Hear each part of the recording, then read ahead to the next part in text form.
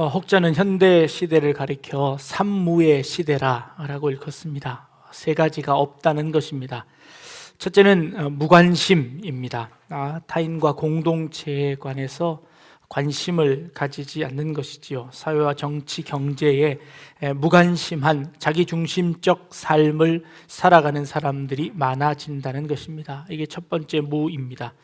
두 번째 무는 무감각입니다. 무관심이 무감각으로 발전합니다. 옳고 그름에 대한 감각을 잃어버리고 함께 살아가는 사회의 윤리를 잃어버리는 것이지요. 자기 혼자 즐기고 자기 혼자 살아가는 그런 것이지요. 그것이 발전되면 무기력하게 되어집니다. 모든 사람들이 전부 다 손을 놓게 되는 겁니다. 나 혼자만 열심히 해봐야 아무 소용없더라. 아무도 나와 동참해 주지 않고 아무도 이 옳은 길을 가려고 하지 않으니 나도 그만둬야 되겠다라는 이 무기력한 사회가 되어지는 것이지요. 이렇게 되어지면 아무도 하나 되어지지 않고 공동체로 세워지지 않고 나 홀로 사는 그런 세상이 되어진다는 것입니다. 오늘 우리가 읽은 본문이 바로 그런 내용입니다. 이 시대를 무엇으로 비유하면 좋을까? 이 시대가 마치 그 장터에 앉아서 놀이하는 아이들과 비슷하다라고 예수님께서 비유하시는 겁니다. 장터라는 곳은 사람들이 많이 모이는 곳입니다. 그 사람들이 많이 모이는 곳, 모든 것 다 볼 수 있고 살 수 있고 돈의 위력을 발휘하는 그곳입니다. 그곳에서 사람들이 만나 거래가 이루어지지요. 그 사람들의 만남 가운데 가장 중요한 만남은 무엇일까요? 그 한 만남을 비유들어서 잔치를 이야기합니다. 그 잔치는 결혼잔치를 의미합니다. 결혼이라는 것, 서로 모르는 사람들이 함께 만나 삶을 살아가는 것, 기적적인 만남이지요. 그런데 그 만남 이후에 또 다른 비유를 댑니다. 그것은 장례입니다. 이것은 헤어짐을 의미합니다. 우리 인생사가 다 그렇지요. 만나고 헤어지는 것이 인지상정입니다. 그 중에 가장 슬픈 헤어짐이 바로 이 죽음으로 인한 헤어짐입니다. 우리가 기도해야 할 것은 좋은 만남을 위해서 기도해야 하고 또 아름다운 헤어짐을 위하여서 기도해야 될 것입니다. 성경을 연구하는 사람들이 이 장터에서 아이들이 이 어른들이 가장 즐겁고 가장 슬퍼하는 가장 큰 행사라고 생각되어지는 이 두 행사, 결혼식과 장례식을 인하여서 아이들이 마치 그것을 소꿉놀이처럼 놀이를 한다는 겁니다. 그래서 결혼식 놀이를 합니다. 아이들이 피리를 불고 노래를 부르면 거기에 맞춰서 아이들이 춤을 추면서 흥겹게 노는 놀이를 하는 겁니다. 그래서 아이들을 불러 모아놓고 그곳에서 피리를 붑니다. 음악을 듣습니다. 그런데 어떤 한 사람도 어떤 한 아이도 그 놀이에 동참하지 않는 겁니다. 아무도 기뻐하지 않고 아무도 노래를 따라 부르지 않고 아무도 춤을 추지 않습니다. 그래서 아이들이 슬퍼서 그러나 보다. 그러면 이제 놀이를 한번 바꾸어 볼까? 그리고 이제 장례식 놀이를 하는 겁니다. 이스라엘의 장례식도 우리와 비슷하지만 슬픔을 당한 사람들이 자기의 머리를 치고 가슴을 치면서 그 슬픔을 표현합니다. 그래서 그 슬픈 장례의 놀이를 하면 아이들도 흐느껴 울어야 하지요. 그런데 어느 누구도 거기에 동참해서 함께 우는 아이들이 없다는 겁니다. 예수님께서 이 비유를 말씀하셨습니다. 이것이 이 세대를 향한 비유랍니다. 이것이 도대체 무슨 비유였을까요? 예수님께서 설명을 해 주십니다. 그 설명이 바로 예수님과 세례 요한을 비유한 것입니다. 세례 요한은 임박한 종말을 앞두고 이 죄악 가운데 살아가고 있는 이 세대를 향하여서 이 장례식, 헤어짐을 선포하는 사람이었습니다. 이제 머지않아서 이 세상이 종말을 고할 겁니다. 그러니 어서 속히 준비하십시오. 장례식을 준비하십시오. 우리의 헤어짐을 준비하십시오. 라고 외쳤던 사람이 세례 요한이었습니다. 그런데 세상 사람들이 아무도 요한의 말을 들어주지 않습니다. 요한을 가리켜 오히려 귀신이 들렸다, 그가 미쳤다라고 이야기합니다. 그 광야에서 아무것도 먹지 아니하고 약대 토롯을 입고 메뚜기와 석청만으로 그 끼니를 때우며 종말을 선포했던 세례 요한을 향하여서 많은 사람들이 손가락질하며 그 사람은 귀신 들려서 미쳐서 광야에서 헤매는 사람이구나 라고 그 세례 요한의 말을 듣지 않았던 것이지요. 그러자 이제 그 메시아이신 예수 그리스도께서 오셨습니다. 그런데 예수님의 사역은 그와 정반대의 사역이었습니다. 예수님의 첫 번째 사역은 가나 혼인잔치에서 물을 포도주로 바꾸는 사역이었습니다. 잔치가 벌어졌습니다. 그런데 포도주가 그만 떨어졌네요. 이제 그 잔치의 흥이 깨어지게 생겼습니다. 그래서 발을 동동 구릅니다. 예수님의 어머니가 예수님께 부탁합니다. 포도주가 떨어졌습니다. 예수님께서 그 물로 포도주를 만들어 그 잔치의 흥이 깨어지지 않도록 그 잔치가 계속 진행되어지도록 만드신 것이 예수님의 첫 번째 기적이었습니다. 중간중간마다 예수님은 죄인들과 함께 식사하셨습니다. 마태 세리의 집에 가서 식사하셨고, 그리고 세리장이었던 삭개오의 집에 가셔서 그와 함께 먹고 마셨습니다. 바리새인들이 와서 손가락질합니다. 너희 선생은 왜 죄인과 함께 먹고 마시느냐? 라는 것이지요. 예수님의 사역이 온통 먹는 사역이었습니다. 예수님의 마지막 사역도, 오늘 우리가 함께 나누었던 이 마지막 성찬도 주님께서 함께 먹고 마시는 그런 사역이었습니다. 마지막에 제자들을 불러 모아놓고 떡을 떼어줍니다. 이것은 너희를 위한 내 몸이다. 이것은 너희를 위한 내 피다 라고 주십니다. 아무것도 알지 못했던 제자들은 그저 그것을 받아 먹는 것으로 그쳤지만, 그러나 이 일을 내가 다시 올 그때까지 이 일을 행하라고 하시며 그 먹고 마시는 그 일을 행하라고 하시는 것, 이것이 예수님의 사역이었습니다. 그러자 이 예수님의 사역을 보며 세상 사람들이 그럽니다. 너희 선생은 먹고 마시기만 즐기느냐? 라고 예수님을 향하여 손가락질을 하는 겁니다. 아무도 세례 요한의 말을 듣지 않았고 예수님의 말씀을 듣지 않고 그저 무관심하게, 무감각하게, 무기력하게 그 예수님을 내어버려 두는 것이지요. 그리고 그 바리새인들과 서기관들이 행하는 대로 그저 예수님을 십자가에 못 박게 내어버려 두는 그 일을 감당하고 있는 이 모습들을 바라보며 예수님께서 이 시대를 비유한 것이지요. 어떤 목사님께서 설교 중에 이런 하소연을 하셨습니다. 목사가 너무 젊으면 성도들이 목사가 경험이 너무 부족해서 불안하다고 이야기하고, 나이가 많으면 시대에 맞지 않게 희망이 없다고 이야기한답니다. 그리고 잘생기면 너무 제비 같아서 위험하다고 하고, 너무 못생기면 품위가 떨어진다고 이야기한답니다. 자식을 많이 낳으면 무절제하다고 하고, 자식이 없으면 은혜가 없다고 이야기합니다. 부잣집을 신방 가면 잘난 사람과 어울린다고만 합니다. 좋은 집에 살면 사치한다고 하고, 못 살면 축복을 받지 못해서 그렇다고 이야기한답니다. 좋은 차를 타면 어려운 사람들 생각하지 않고 과소비를 한다고 하고, 또 나쁜 차를 타면 이 교인들에게 사랑받지 못해서 저런 차를 타고 다닌다고 이야기한답니다. 11조를 하라고 설교를 하면 돈만 밝히는 목사라고 하고, 또 안 하면 가르치지도 않는 무책임한 목사라고 욕을 한답니다. 잘못을 지적하면 너무 냉정하다고 하고, 지적하지 않으면 정의감이 없다고 한답니다. 이래도 잘못이고 저래도 잘못입니다. 어떻게 하면 될까요? 네, 교묘한 줄타기를 해야 하는 수밖에 없는 것 같습니다. 네, 주님께서 하신 비유가 바로 그 비유입니다. 세례 요한이 와서 장례식을 선포해도 아무도 울지 않습니다.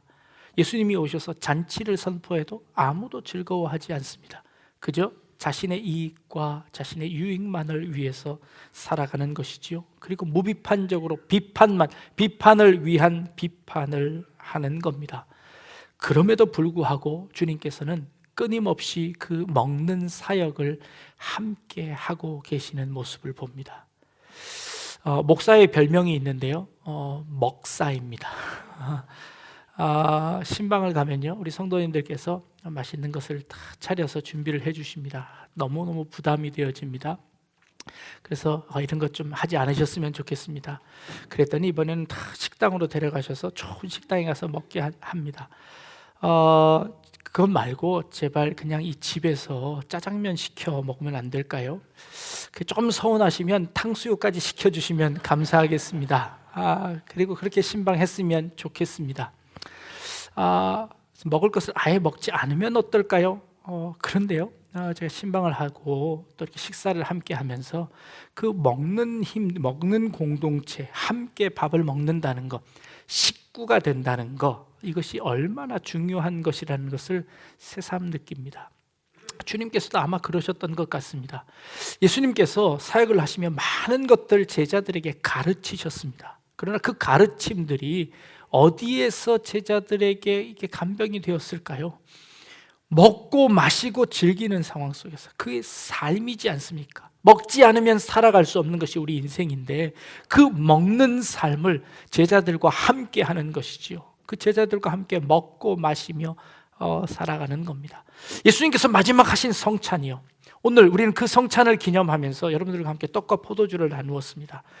떡을 정말 간에 기별도 안 갈 만큼 요만큼 드렸습니다.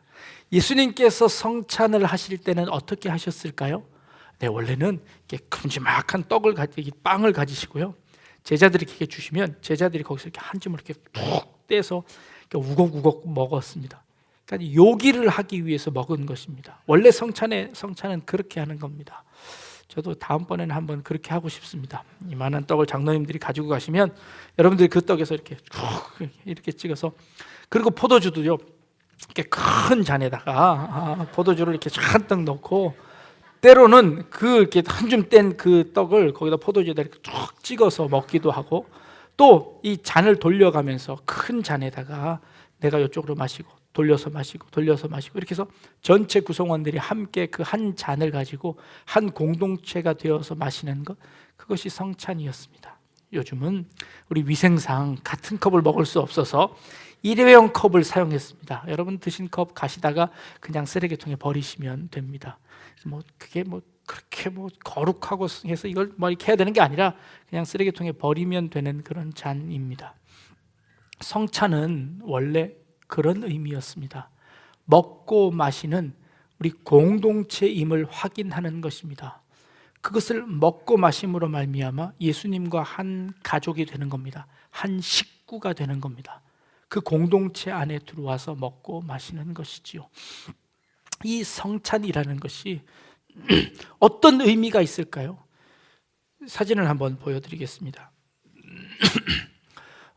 종교개혁 500주년을 맞이하면서 지난 10월 30날 이 앞에서 종교개혁 기념 예배가 이루어졌습니다. 독일입니다. 비텐베르크 시라는 곳에 두 개의 큰 아주 예배당이 하나 있습니다. 이곳은 그 루터가 종교개혁 그 95개조 반박문을 붙였던 그 교회입니다. 다음 그림 보시면 바로 이 문에다가 95개조의 조항들을 붙이고 종교개혁을 시작했던 곳입니다. 그런데 이 교회 말고 그 옆에 또 다른 교회가 하나 있습니다. 비텐베르그 시 교회입니다. 시 성당인데 이곳에서 루터가 한 5,000편, 6,000편의 설교를 했었고, 루터가 종교 개혁을 또 설교를 목회했던 바로 그 교회입니다. 그런데 루터가 죽고 나서 이 도시로 프리드리히 선제후가 종교 개혁자들을 말살하기 위해서 이곳으로 쳐들어옵니다. 그리고는 종교 개혁자들, 개신교 사람들을 다 몰아냅니다. 그래서 사람들이 많이 다 쫓겨났습니다. 루터도 죽었겠다. 이제 개신교의 핵심 인물들이 없어지자 이곳을 와서 초토화를 시킨 겁니다. 그리고 그 선제후가 떠난 후에 이 예배당에 한두 사람씩 모여들기 시작했습니다. 다시 개신교, 기독교인들이 다시 하나둘씩 모여서 그곳에서 예배를 드리기 시작했습니다. 교회가 다시 한번 회복되어지는 겁니다. 그러면서 그 성전 교회 맨 앞에 그 그림을 네 개의 그림을 붙이는데요. 4개의 그림이 이렇습니다. 한번 보여주실까요? 이 예배당의 내부입니다. 그 앞에 위에 3개, 밑에 하나의 그림이 그려져 있습니다. 그 중에서 가장 큰 그림에 해당되어지는 저 그림이 성만찬화입니다. 이게 루터의 친구였던 루카스 크라나흐라는 이 미술가가 그린 그림입니다. 이게 성만찬을 하는 장면의 그림입니다. 여러분들 최후의 만찬이라고 하면 여러분들이 생각하시는 그림은 이 그림입니다. 이것은 레오나르도 다빈치가 그린 그림입니다. 길쭉하게 되어진 이 식탁에 제자들이 쭉 앉아 있습니다. 근데 여러분 한번 상식적으로 생각해 보십시오. 식탁이 있으면 저렇게 앉나요? 아니지요. 반대편에도 앉아야지요. 그러면 여기 이 그림은 뭘까요?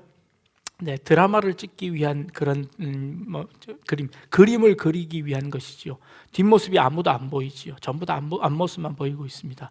그런데 이 루터가 심무했던 그 비텐베르그 성의 그 교회는 거기에 붙였던 성만찬은 이렇게 그려놓고 있습니다. 성만찬이 둥그렇게 되어져 있습니다. 상석이 없습니다. 모두가 다 한 일원이 되어서 함께 식사하는 그런 자리입니다. 예수님은 어디에 앉아 계실까요? 보시기에 예수님을 발견하실 수 있을까요? 네, 왼쪽 편에 있는 여기 계신 분이 예수님이십니다. 그리고 그 무릎에 머리를 이렇게 박고 있는 사람이 요한입니다. 묻고 있는 요한입니다. 그런데 이 루터가 죽고 나서 이 그림을 그린 이 루터의 친구가 그 그림을 그릴 때 예수님의 제자들의 모습들을 기억할 수가 없잖아요. 알 수가 없잖아요. 그래서 예수님의 제자들을 그릴 때 어떻게 그렸냐면 성경에 나타나는 제자들의 성격을 따라서 당시에 비텐베르그 시에 있었던 실제의 인물들을 본따서 모델을 삼아서 이 그림을 그렸습니다. 그 말은 뭘까요? 예수님의 성찬, 예수님께서 하셨던 그 성찬에 지금 현 시대를 살아가고 있는, 우리 주변에 살아가고 있는 그 사람들이 지금 그 성만찬에 함께 동참하고 있는 것을 말씀하고 있습니다. 성찬을 함께 나누면서 예수님과 지금 함께 있습니다 라는 것을 깨닫는 겁니다. 저 그림에 나와 있는 사람들이 저 예배당에서 예배를 드리면서 어떤 심정을 갖고 예배를 드릴까요? 내가 그 예수님의 마지막 만찬에 내가 지금 참여하고 있습니다. 그리고 주님께서 그 하신 말씀들을 내가 기억합니다 라고 하는 것이지요. 그 예수님 옆쪽으로 대머리인 사람이 베드로입니다. 보통 대머리는 그 바울을 의미하는데 여기서는 이 베드로를 그렇게 그렸습니다. 여러 제자들을 그리다가 저쪽 반대편 쪽에 고개를 돌려서 반대쪽 편 사람을 보고 있는 사람이 있습니다. 그 제자는 누구인지는 잘 모르지만 이 사람의 얼굴은 루터의 얼굴입니다. 루터의 얼굴을 본따서 그렸습니다. 이 루터가 지금 바깥을 향하고 있습니다. 무엇을 하고 있을까요? 그 바깥에 그 만찬에 참여하고 있는 거기에 못 앉아 있는 다른 한 사람에게 포도주를 나누어 주고 있습니다. 이 포도주는 가톨릭 교회에서는 이 한 방울을, 예수님의 피인 이 포도주를 한 방울이라도 흘릴까봐 이 포도주는 일반 성도들에게 나누어 주지도 않고 사제들끼리만 마시고 떡만 나누어 주던 시대였습니다. 그런데 이 포도주를 지금 외부에 있는 다른 사람에게 이 포도주를 나누어 주고 있습니다. 예수님의 피를 함께 나누는 것이지요. 이 옆에 있는 사람은 이 그림을 그린 크라나흐라는 이 미술가입니다. 그 미술가에게 이 잔을 주어서 이 잔을 함께 하는 겁니다. 예수님의 성만찬의 의미가 바로 이런 것이다 라고 설명해 주는 것이지요. 예배 때마다 와서 그것을 보는 겁니다. 그리고 한 바퀴 돌아서 예수님의 바깥쪽에 있는 한 사람이 있습니다. 다리를 한쪽으로 이렇게 내밀고 있지요. 이 사람이 누굴까요? 눈치를 못 채셨군요. 양다리를 걸치고 있는 가룟 유다입니다. 네. 이때 이미 가룟 유다는 예수님을 팔아 넘겼습니다. 예수님을 팔은 그 돈을 받았습니다. 그럼에도 불구하고 예수님께서 마지막 만찬 자리에 이 가룟 유다를 초대하셨습니다. 베드로는 이 일 이후에 그 다음 날 예수님을 모른다고 3번이나 부인할 사람입니다. 그럼에도 불구하고 예수님께서 그 만찬 자리에 초대하셔서 그를 그 자리에 앉혀 놓으셨습니다. 예수님의 성만찬은 바로 이것입니다. 죄인들도, 예수님을 팔아넘길 사람들도, 그 모든 사람들, 12제자뿐만 아니라 다른 이방인들도 모두 다 초대하는 만찬의 자리였습니다. 예수님의 삶은 바로 이런 삶이셨습니다. 그 죄인들과 함께 먹고 마시며 그들과 함께 동고동락하는 그런 삶이셨습니다. 그 삶을 통하여서 하나님의 진리를 말씀하셨지요. 그리고 그 진리 안에 함께 동참하기 위하여서 자신을 배신하는 그 배신자까지도 끌어안으시며 함께 식사의 자리로 초대하는 것, 이게 주님의 삶이셨습니다. 그리고 그 삶을 기념하라고 하시며 날마다 이 일을 행할 때마다 나를 기억하라고 하십니다. 그리고 우리에게 성만찬을 허락하셨습니다. 우리는 이 성만찬을 행하면서 주님의 모두 다 죄인이지만 그 죄를 용서함 받은 하나의 죄 용서함을 받은 한 공동체임을 서로 고백하는 것입니다. 그런데 우리가 누가 누구의 죄를 지적할 수 있겠습니까? 주님도 용서해 주신 그 죄를 누가 지적할 수 있겠습니까? 그 공동체 안에 들어와 있는 모든 사람을 함께 사랑하기로 다짐하는 것입니다. 그리고 뿐만 아니라 이 공동체 속에 들어와 있지 못하는 사람들도 권유해서 함께 이 공동체 안에 들어와서 주님의 사랑을 체험할 수 있도록 만들어내는 것, 이것이 성만찬의 의미이지요. 그래서 우리가 성만찬을 할 때마다 먼저는 우리가 죄인됨을 고백하고 이 죄인임에도 불구하고 우리를 구원하신 하나님의 은혜에 감사하고, 그리고 주님께서 베푸신 그 뜻을 생각하며 우리도 나아가 그 뜻을 전하기로 다짐하는 것, 우리의 이 공동체 안으로, 이 식사 공동체 안으로 초대해서 그 사람들과 함께 음식을 나누고 함께 사랑을 나누는 그 삶을 살아갈 것을 다짐하는 것이지요. 이것이 성만찬의 의미인 것입니다. 우리가 새생명 축제를 하면서 우리 행복한 동행을 하면서 이제 함께 식사 공동체를 새롭게 만들려고 합니다. 교구별로 식사를 함께 하시면서 거기서 또 뭐 행사를 진행하려고 지금 계획하고 있습니다. 왜 그럴까요? 이 성만찬입니다. 그때는 정말 밥을 이렇게 듬뿍 퍼서 드릴 겁니다. 빵 대신, 우린 빵 먹어서 식사가 안 되잖아요. 그래서 밥으로 합니다. 밥도 막 듬뿍 드릴 겁니다.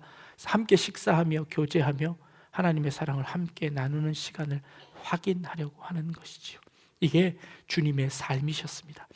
세상 사람들은 손가락질했습니다. 세례 요한에게는 미쳤다고 했고 예수님에게는 죄인과 함께 먹고 마신다고, 그런 먹고 마시는 일에만 치중한다고 했습니다. 그러나 주님은 그것에 개의치 않으시고 그 삶을 감당하셨습니다. 끊임없이 꾸준히 먹고 마시는 그 사역을 함께 하셨습니다. 우리들도 주님의 그 모습 따라 주님의 제자로서, 그리고 주님과 한 식구가 된 형제 자매로서 그 사역들을, 먹고 마시는 사역들을, 이 성만찬의 이 사역들을 함께 이어나가며 하나님의 나라를, 하나님의 이 가족을 확장시켜 나가는 그런 우리 귀한 성도님들, 그리고 우리 교회가 되어질 수 있기를 주님의 이름으로 축복합니다. 기도하겠습니다. 하나님, 주님께서 행하신 많은 일들을 기억하고 특별히 우리 성만찬의 일들을 함께 나누었습니다. 먹고 마시는 삶이 세상 사람들에게 손가락질 당할지는 모르지만 그 일을 통하여서 주님의 그 뜻과 삶을 함께 나누고 전할 수 있는 그런 우리 아름다운 공동체가 되게 하시고 또 아름다운 성도님들이 되어질 수 있도록 주님 인도하여 주옵소서. 감사드리며 예수님의 이름으로 기도드립니다. 아멘.